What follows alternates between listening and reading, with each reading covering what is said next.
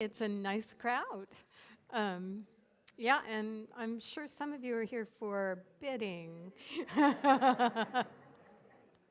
And that's good. So it's awkward because we're like,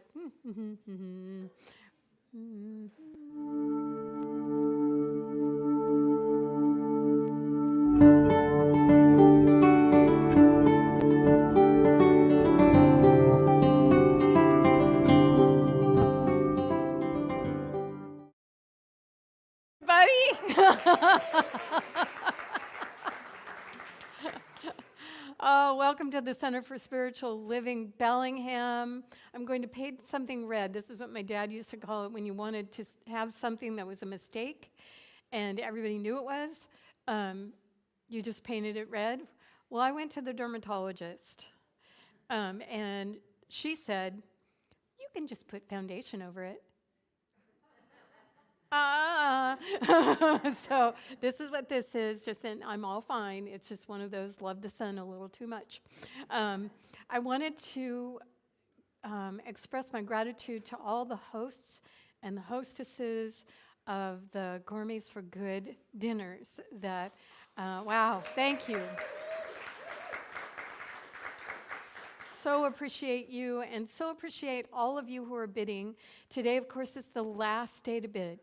And the bell will ring, literally a bell will ring at noon, and that will be your sign to step back before you are shouldered out by the Gourmets for Good team.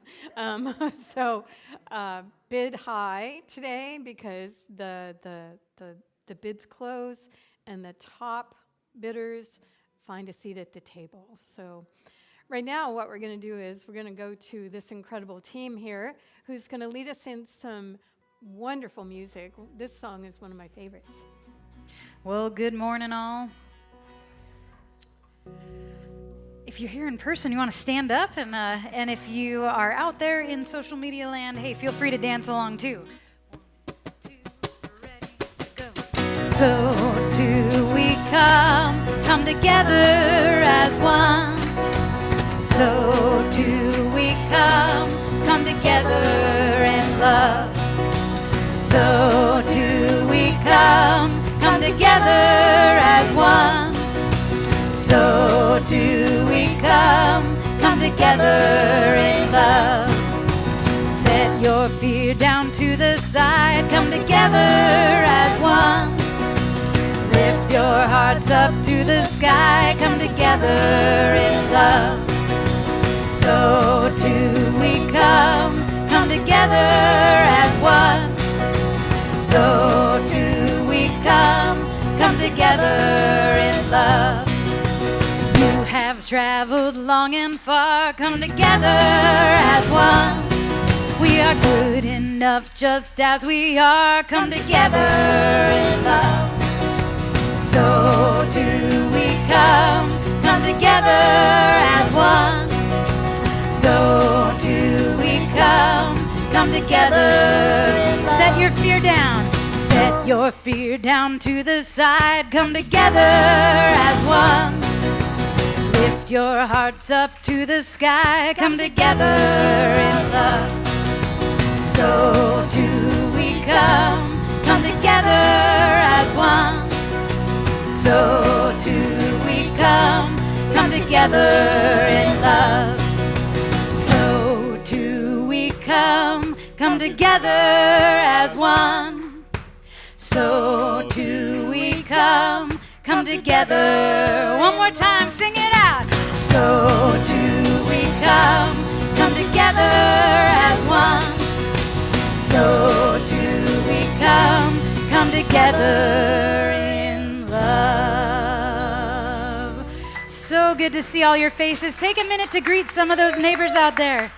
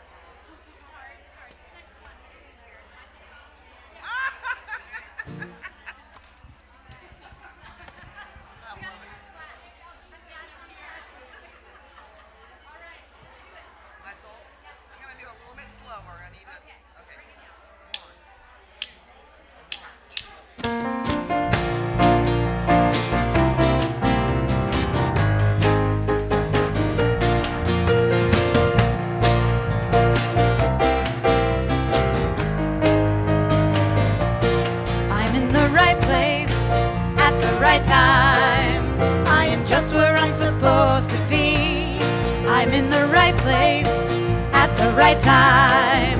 I am just where I'm supposed to be. I'm in the right place at the right time. I am just where I'm supposed to be. I'm in the right place at the right time. I am just where I'm supposed to be. Oh, my soul is welcome here. Oh, my soul is welcome here. I am getting the message loud and clear. My soul is welcome here.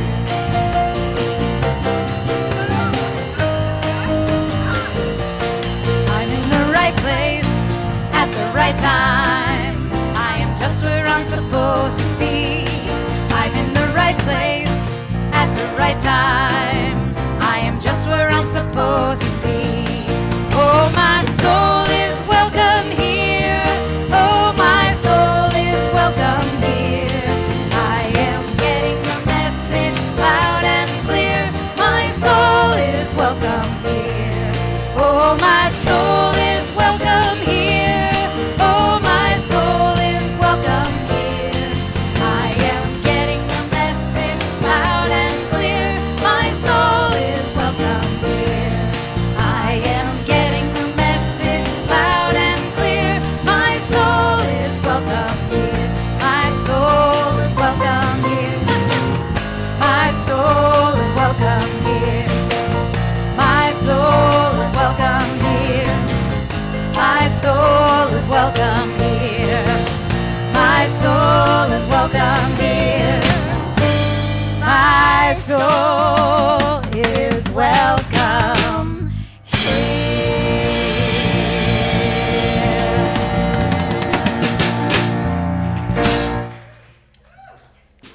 Good morning, everyone. Welcome. I want to welcome everyone here. I'm so glad you're here. My name is Andrea Wood, and I'm the practitioner of the day along with Wanda Maddox. Yeah. And I invite you to join me in prayer. In the sacred stillness of this moment, let's join our hearts and minds together in the knowing that there is a presence and a power indwelling in all people everywhere, near and far, a vast, unlimited love imbuing us with wonderful attributes like peace, joy, power. This spirit is present everywhere at all times. And I know as we come together this morning at CSL Bellingham to celebrate this day, this spirit is present, harmonizing, bringing us together in unity. And it is all good and very good, supporting, uplifting, helping us to be here now. I'm so grateful for this community and for this beautiful day, and I release my word, and so it is.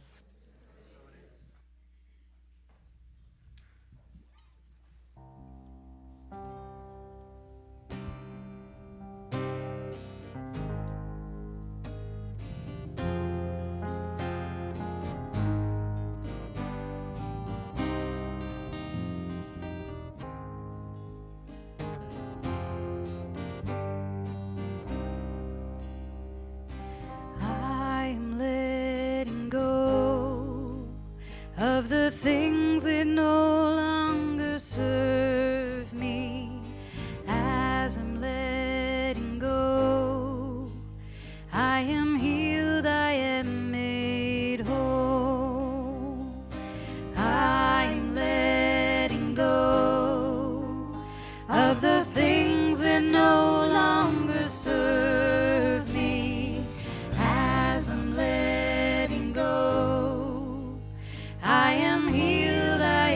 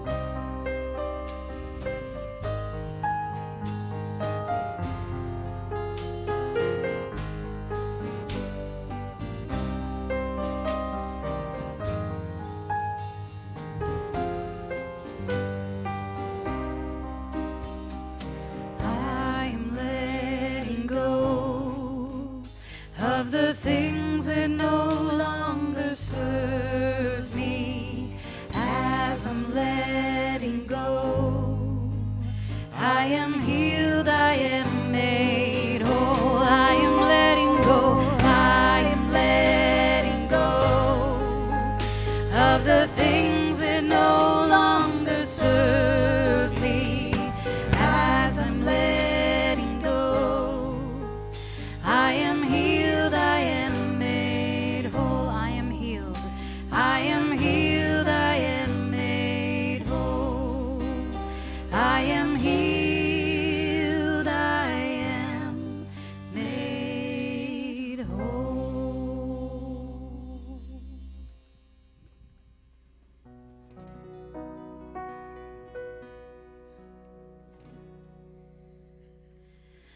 I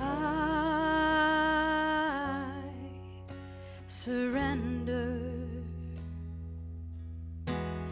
I trust and I know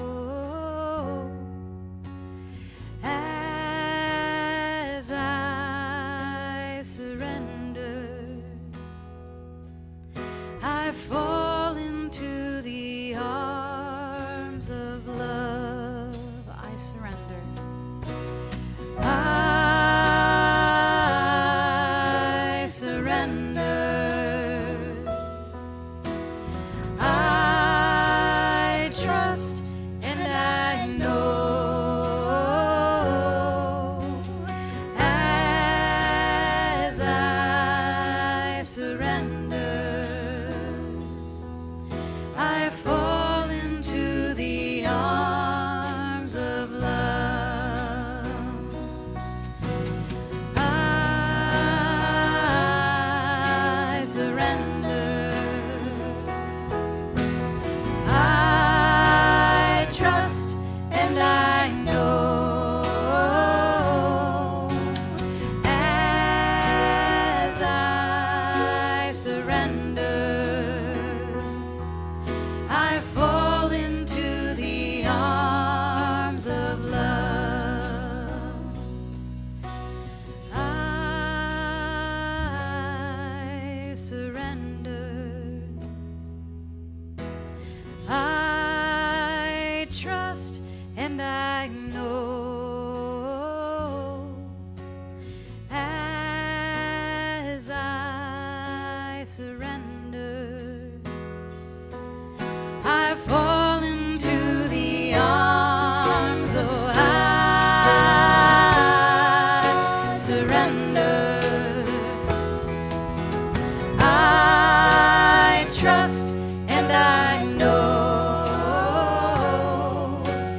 as I surrender, I fall into the arms of love.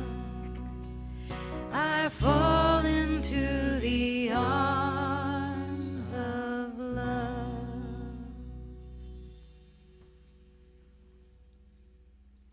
Thank you. Hello again. So today's talk is something that I have been in training for 25 years. So I'm very excited about it, but I only have 20 minutes. So let's go. So you've heard me tell a story, many of you, that I'm going to tell again because it has to do with the topic, which is engaged science of mind. And the story goes like this. Once, many years ago, Thich Nhat Hanh was very distressed by the boat people situation. You may remember that there was a massacre happening in Cambodia, and many of the people were making their way to the coast, hiring whatever kind of vehicle, boat, raft, anything they could find to try to cross the sea to Thailand. We saw a similar thing with Syria recently. So Thich Nhat Hanh hired a freighter to go out into the seas to try to rescue people, because many of the boats were not seaworthy and many people were dying. And one of the things that he saw in his rescue attempt was, of course, these boats were hugely overcrowded. And in the Sea of Siam, I'm not even sure if that's what it's called now, but it was then,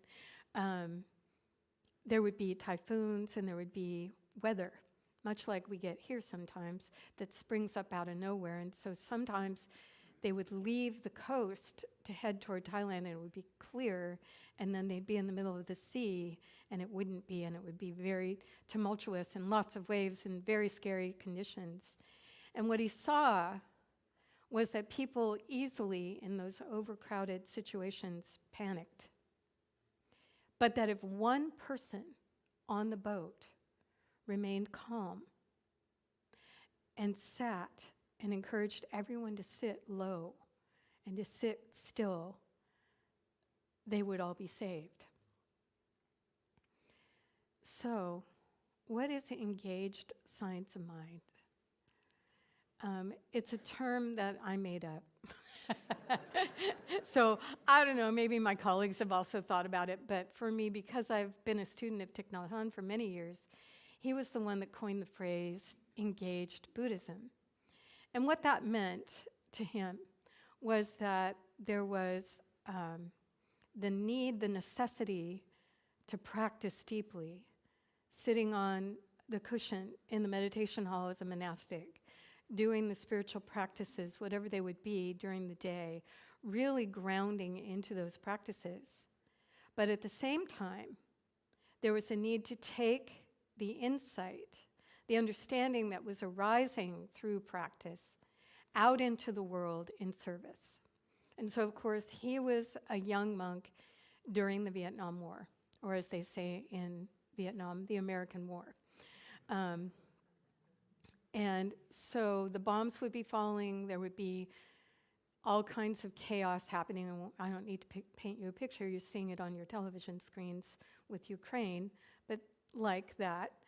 And he and his fellow monks would do their practices and then move very mindfully out into service.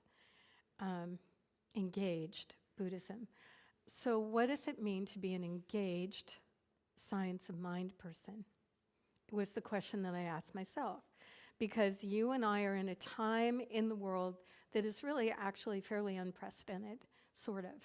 Unfortunately, this sort of thing has happened before, but speaking as someone in their 60s, it hasn't happened like this for quite a long while. And it's not good, right? How many of you would agree? Not good, right? Yeah. And so there's a call in many of us, and I'm sure in you, to do what we can. And so engaged science of mind draws on the teachings of our philosophy, things like attention, loving kindness, and perhaps most importantly, sovereignty, to direct insight, to inform us from the insights we gain from those things into what we should do and what we shouldn't do. And there's a clarion call and a clarity that comes when we deeply practice these things. So I particularly today want to talk about sovereignty for just a minute, in case it's a weird word that you've never been able to spell. Because I had trouble this morning. I'm like, wait, is it E-R-E-I-G? Sovereignty. So in the science of mind philosophy, what is one of the most priceless teachings, one of the things that transforms our lives beyond all measure, is the understanding that we were gifted with an internal power to create the reality that we would choose. And this isn't just a pipe dream. What the science of mind teaches is that there is a presence and a power that is resident within all things, not just us. And when we turn to it and use it and the laws that it operates from and with, we can transform our everyday life and everything about it by deeply practicing, using the law, understanding the law, and accepting that change is possible. That's sovereignty.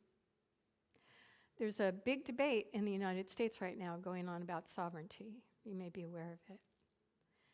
And while I don't want to speak directly about it because I don't have much time, I will say that for me, this is precisely the crux of the matter for many of us, is especially in the science mind teachings, we have learned that we have personal power to transform our lives, and ain't nobody going to take that away from us, right? So, with that in mind, we also are practicing as science mind folks loving kindness and mindful attention. So I wanted to talk about those because as we practice these things, we become clear about what actions are appropriate for us to take, what mode of service is calling to us. And for all of us, it's different. And that's one of the most important points that I want you to hold today is because you have personal sovereignty, loving kindness, and mindful attention, you and only you know how to move in service that is right for you to offer. I can't tell you that, and nobody else should be telling you that either. It's on you. So a lot of us have been called in lots of different ways. So let me just talk about those for a minute. So there's a tremendous amount, I don't know if you know this, but there's a tremendous amount of Science of Mind folks that are called to service in hospice to assist the dying. Started early on with Louise Hay, who was a Science of Mind person, assisting people who were dying of AIDS. But it's never stopped, and it's grown and grown and grown. There's a lot of us that are called to animal welfare. A lot of us called to peace activities. It's a natural fit for many of us.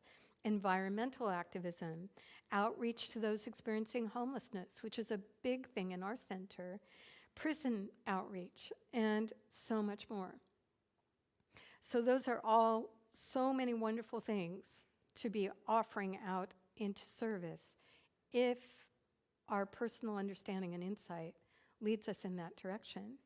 And so I wanted to talk a little bit about the tenets of engaged science mind, what you would do if you're interested in actually taking spiritual practices, and you really do have to do them for this to work.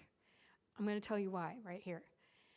It is so easy to get knocked off course, to all of a sudden find yourself hating or furious or, and while it's understandable that you would be furious sometimes, it's also deeply important that as we move in an engaged way, that we are practicing deeply love, kindness, mindfulness, sovereignty. So here are the tenets. The first is, what we dwell upon, we become. And how this applies is it's necessary to transform our own suffering in order to be effective in transforming the suffering in the world.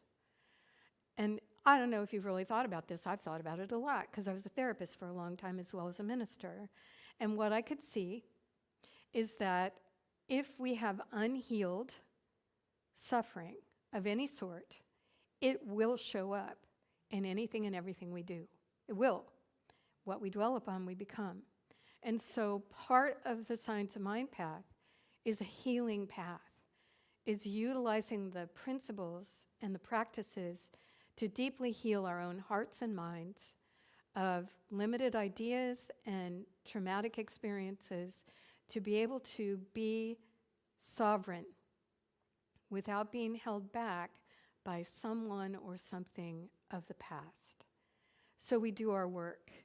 And as we do our work, the things we think about change, and therefore what we can offer the world changes as well. If we don't do that work, what happens is we go out with the best of intentions to be in service to the world, and our own stuff leaks through. And so we need to think about it. It doesn't mean we shouldn't move right away as soon as we have insight, but it does mean we need to pay attention to our own stuff, because it'll come out in ways that will not be helpful or beneficial to other people. Remember, we're the calm one in the boat, right? We're the one that says, shh, it's okay. Let's all join together. The second tenet is the namaste principle. And I've talked about this, but you'll remember that namaste in Sanskrit means roughly, there's lots of translations, but the God in me bows to the God in you, right? Well, what this means in terms of a tenet of the science of mind principles is that we believe that every single person is incarnated spirit. We literally are God beings. We're not only God. We're not the only God. Everybody else is God too. And because of this, this is where we begin to understand that we can no longer practice us and them. And that's a tough one. Still to this day, I really want to make some other people them every once in a while. And I'm not talking about pronouns. I'm talking about, there are people that I don't relate to, that I don't understand, that I cannot comprehend what would take someone into a violent act deliberately. I can't get it. So it's easy to put them out there like somehow they're not one of me. But I have violence in me. It comes up, don't you? It comes up. Silly stuff like, hey, that's my cookie. To, oh my God, and everything in between. And so for us to practice a life of service, of moving insight into action, we really have to practice deeply with this principle of namaste. Even if we can't understand how another person got the way they got and thinks the way they think, someone, that would be you and me, needs to be the person that says, I don't agree with the actions. I don't condone. But I do see that there is a presence and a power in them. And had they known how to use it, their life would be different. We can go that far, and we should. The Namaste principle also allows us to come forward with compassion, which is one of the attributes that evolves out of practicing the science of mind. Is you because you're dealing with your own stuff, you have to start practicing compassion for yourself because you realize, and then that can translate to other people, and we can have compassion for them as well, which allows us to then not practice duality and making them wrong and making them bad and making them evil. Because the problem with that, the problem with making anyone evil is then we can actually do harm because they're not really God. They're something other. They're evil. And evil must be stomped out. You can see the duality that the mind wants to play. The ego loves duality, loves making people wrong. Well, at least mine does. Does yours? You parked crooked. Damn you, Now I can't park here, Everything. The ego likes to turn into an us and a them, an us and a them. They're bad, they're wrong. But of course, what you dwell upon, you become, right? So think about that too. And then the last one that I want to talk about, there's so much because 25 years of thinking about this has really led me into action. And one of the things I learned from Thich Nhat Hanh and Ernest Holmes is that you cannot tend the world. We cannot tend the world if we do not tend ourselves. There's a sea of suffering that we're swimming in right now. And if we don't take care of ourselves, we could easily drown in despair and hopelessness and disempowerment and feel so lost and so disconnected and just give up and do our little thing over here and just hope to God nobody comes and kills us while we're doing it. I've met a lot of people like this. How about you? A lot of people who are focusing on Armageddon, the end of times, the apocalypse, and some of them are in my family. And so I have the unique opportunity to say, have you considered that what you dwell upon, you become? So I'd prefer you didn't keep dwelling on the apocalypse, because I'd rather not experience that in my lifetime or in anybody's. So tending ourselves means this.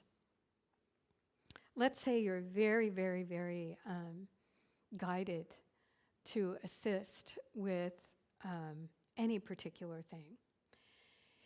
And as things go, as soon as you're guided to do that, and you bring your loving self and your compassionate heart and your sovereignty and your understanding of how to use the law of cause and effect and prayer and all that, and you come into the circle of others who are also called to this work, one of the first things that's going to happen is you're going to look different. Shocker.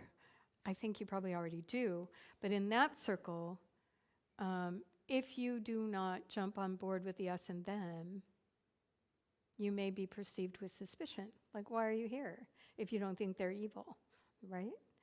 So the other thing that will happen is the sooner you get into an area of service, the more there is, and then the more there is. And anybody have that? Yeah. And it's easy then to just start doing, because it's so needed. It's so needed. Homeless youth and animals that are being abused, and the list goes on and on. It's so needed, our service, right? And what can happen is that I forget, that doing is a result of being. And we have to focus on being some of the time. Or we'll start being so much in the doing, that we lose ourselves. We lose our connection to our sovereignty. We lose our connection to spirit. We lose our tenets that keep us grounded and centered so that we can offer ourselves with tremendous calm. And it's really easy to get lost in doing. It's kind of satisfying in a weird way to not have to think about the rest of that, to just do. But trust me on this. We have to spend time in being, because being who we are, discovering who we are and being that, is what will allow the doing to be rich with love, rich with compassion, rich with understanding. It's literally what grounds us into the doing. So if we lose our way, we have to go back here and spend time in being. And so I don't know what you're doing about being, but I offer you the suggestion that it's really not that hard. It really means just taking time away.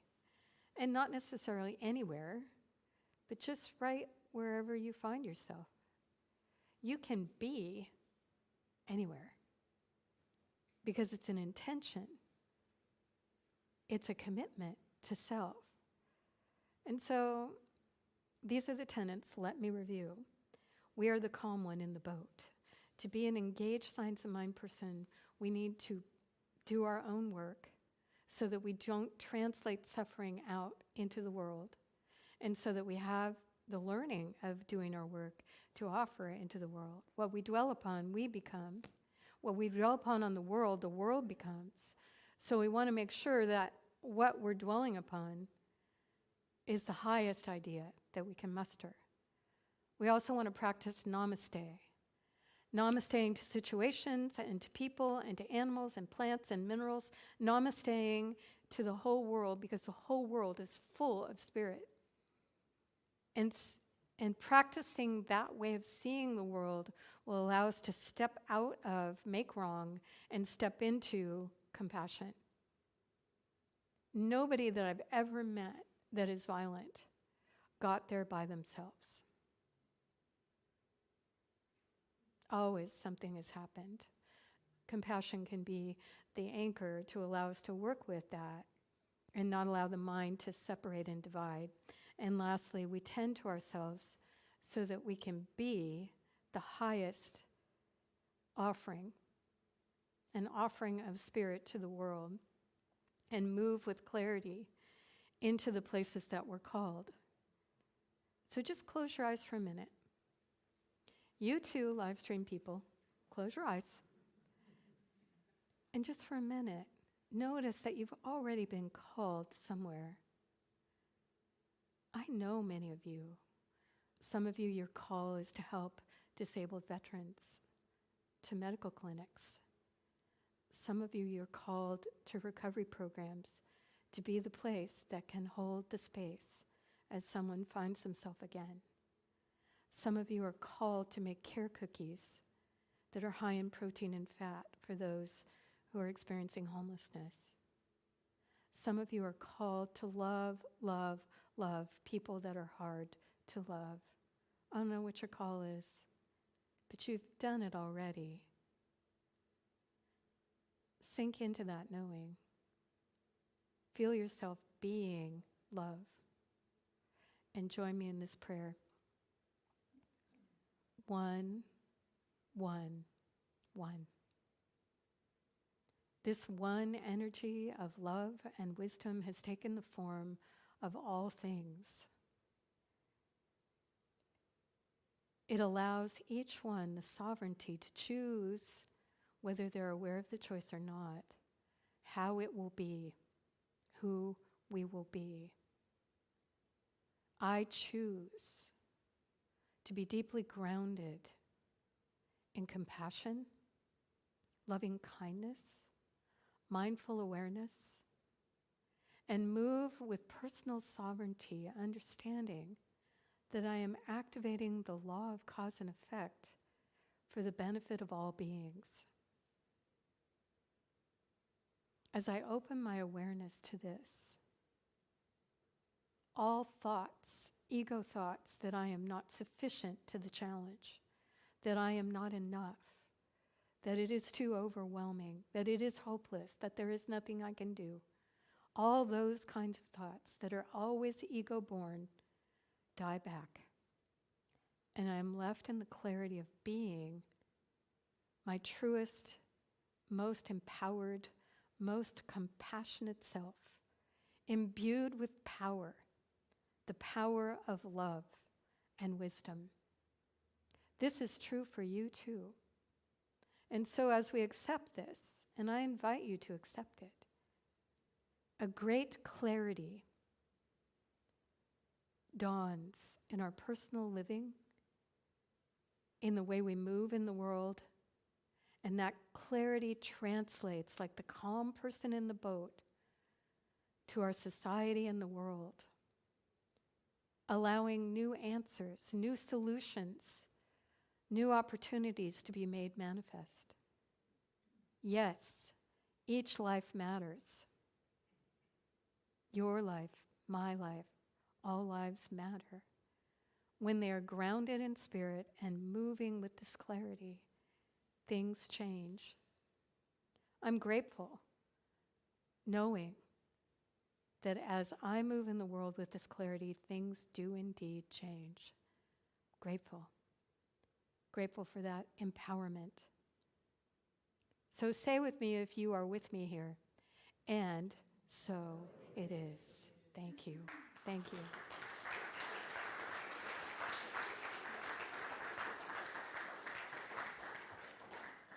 All right, we're going to have the ushers come forward, and the band is going to give us a song. Before they do the song, I want to let a bidder who is using the number 426, we invite you to go to the bid table.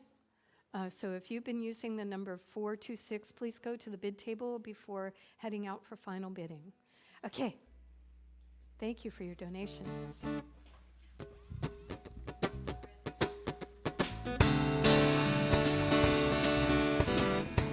Key of D. Key of C. Key for I am blessed. That's all right. Yes. You know, we're human, aren't we? Perfection free zone. Here we go. I am blessed. I am blessed every day of my life. I am blessed, blessed, blessed, blessed, blessed. When I wake up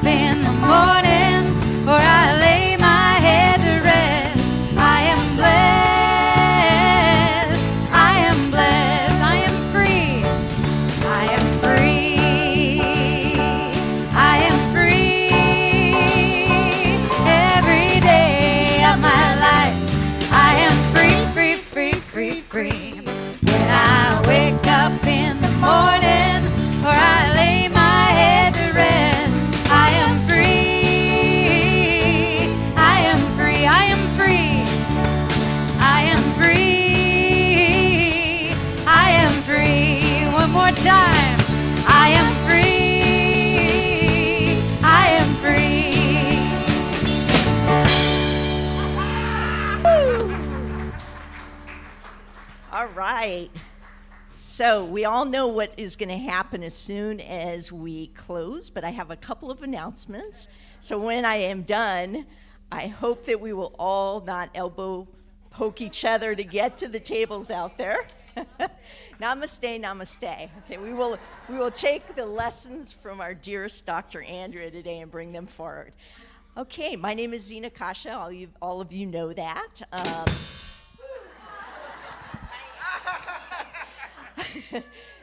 We'd like to invite you to join the Women's Circle today. They'll be meeting in the back room, which is considered the classroom. It will be at 12:15 today because of the Gourmet for Good. It is now only offered in person, and they will continue to meet twice a month. So we welcome anyone who identifies as woman or female to join that group. We also have the beginning of our dear director, Amber Darlin, our music director, and I'd like her to just take a second to explain her ukulele class. Well, if you're interested, there's only 2 spots left. So if you want to learn how to play the ukulele, it's a beginning ukulele class that I'll be teaching on Tuesday nights beginning this Tuesday evening at 7 p.m. right here in the sanctuary. And you don't have to have any previous musical experience. If you have a little bit, that's fine too. We're going to learn some songs that we play here at the center and other spirit-filled music. So come see me after service if that's of interest to you. Thank you so much. And then we also are asking for people to join the Mo team. As we know now, is the grass is getting greener. And we're going to need some people to volunteer for that. So you can email info at csl-bellingham.org if you have interest in joining that schedule. You can do it once, twice, you can do it monthly, whatever your availability is. We really do appreciate it very much.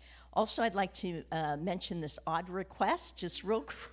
It's a really cool one, though. I don't know the purpose except to know that a drone is being requested. So if you have like a son or a daughter or a techie person or a grandchild who has a drone and they would like to just fly free here on campus with some boundaries, please have contact Joe Asebedo at, you'll see this on the website, 360-306-7149. Anyone on live stream, don't remember that number. And then the last thing I'd like to mention, really important here, is we need some live stream volunteers. This is super important because we're able to obviously do all of the tech support that you see here, making the live stream possible for many people that we have from all over the nation and the world who listen to us. So if you have any tech skills or those that you feel you'd like to increase, do see Philip Flores. Where are you? Right here, Philip Flores. He would love to have you join his team. That is just about all we have today. So be nice, namaste, all that stuff, but go bid high. All right, we'll end with one last song, and we'll sing out into this day, key of C. All right, let's sing Dwell Upon the Good. 1, 2, ready. Today and every day I'm gonna dwell upon the good. Today and every day I'm gonna dwell upon the light. Today and every day I'm gonna dwell upon the peace. Today I'm finding gratitude for all that's right. What we dwell upon, we become. What we dwell upon, we become. What we dwell upon, we become. So let's dwell upon the good. Today and every day I'm gonna dwell upon the love. Today and every day I'm gonna dwell upon the grace. Today and every day I'm gonna dwell upon the joy. Today I'm seeing God in each and every face. What we dwell upon, we become. What we dwell upon, we become. What we dwell upon, we become. So let's dwell upon the good. What we